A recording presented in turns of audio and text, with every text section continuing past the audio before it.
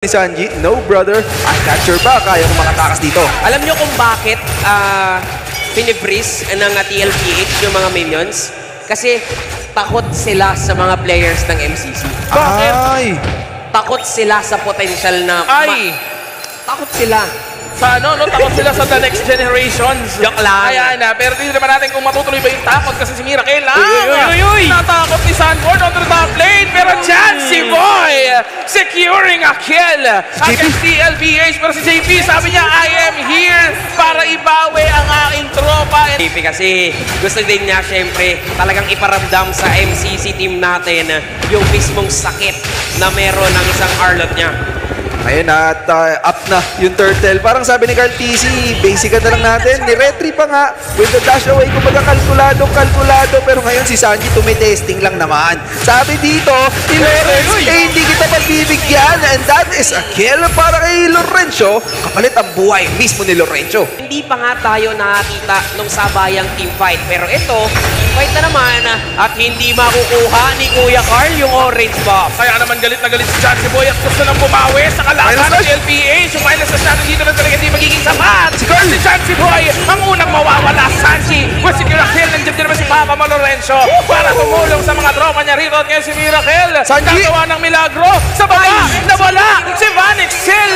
Grabe, napaka-intense din ng laban sa bottom lane pero hindi pa sila tapos! Bumalik pa ang ilan sa mga tropa at makakakuha ng isa ang TLPH. Pero sasabi ni Chansey Boy dito, no, hindi kayo makakatakbo nang hindi kami nakakabawi sa inyo. Pero flicker out muna ang isasagot ni Sanford dito para makatakas. Yung mga mga paggamit din nila ng skills nila and even the spells, talagang pinapakita din nila na nandun yung potential retry. Naagaw ni Chansey Boy ang turtle, pero si Miracle ang magiging kapalit. Carl TC nagiging sastre once again, chasing the enemy team. Disengage si Vanix Hill. Nakakuha ng isa pero sa likod si Sanji ay walang mapapala at instead siya pa yung nabura with the help of the turret at MCC. Unti-unting umahabol ang CLPH. Grabe nga rin naman yung sakit at hapdi na rin ni Oheb. Grabe. Kung pwede ka lang namin sa kanaban nagkakasay, kaso hindi pwede yung man lang sa bandang itaas. Medyo nagtahi itong si Carl TC. Nandito rin siya sa bandang gitna at si Lorenzo. Kill ang makukuha niya. Si Lorenzo ang isa sa mga nawala. Nakapag-1-on-1 si Miracle. Idolo natin sa taas. May picture pa kay Oheb kanina. Kasi nga, si Oheb, yung top farmer dito sa At ang ganda ng finance na sa kailaliman ng Torre. Pero teka lang, mukhang si JP ang unang mawawala. Si JP nananahi sa likuran. Babalik pa sa gitna. Nakakakuha ng isa. Si Sanford nakakuha din. And that's gonna be a 2-for-1 trade in favor of TLPH. I agree sa mga sinabi mo. Unti-unti silang hihirapan sa ginagawa ng TLPH. Why? I think because they don't have the crowd control enough to gather or to get any members of TLPH. Pero ito na naman. Si Chansey Boy na naman ang magiging target nila. Ito na si MCC. Hahabol ang kanlikuran. Pero buhay pa rin. Andiyan na MCC. Sanji sa 1 HP. Vanix is trying to chase the enemy. Pero sa pa rin ang mawawala sa likuran. Si JP naman ang magiging kapalit. MCC. Ang nakikita din natin dito for TLPH, ang nagiging initiator si Carl TC na rin mismo.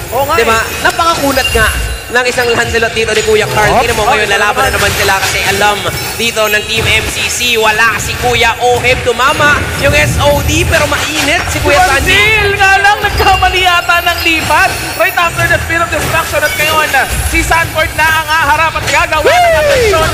Mapupukaw ang mga mata at nagkukulang sila ng isa. MCC is being beaten down by TLPH. Let's go, Liquid! Let's go! Ganun ba yun? O, ito na sila, Coach. Ay, Coach, pasasampulin ka lang namin ng isang kanta lang. Napakalamig ng boses niya, Oy, Coach. grabe naman yan. Napakalamig ng boses niyan ni Coach. Pero ngayon, mainit ang Team Liquid. Oo. Nag-lord pa sila dito. Kailangan kasi hindi na nila gugustuhin pang makakuha ng isang magandang team fight ang MCC against them. But now, meron ng Gameplay. Lord na papasok.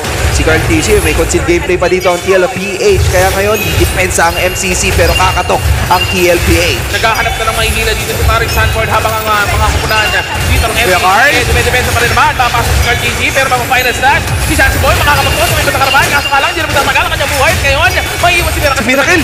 Babanatan sa gilid si Paring JP. Pero hindi na magtatagal ang mga grupo dito ng MCC. Wow! Isa-isa na sila.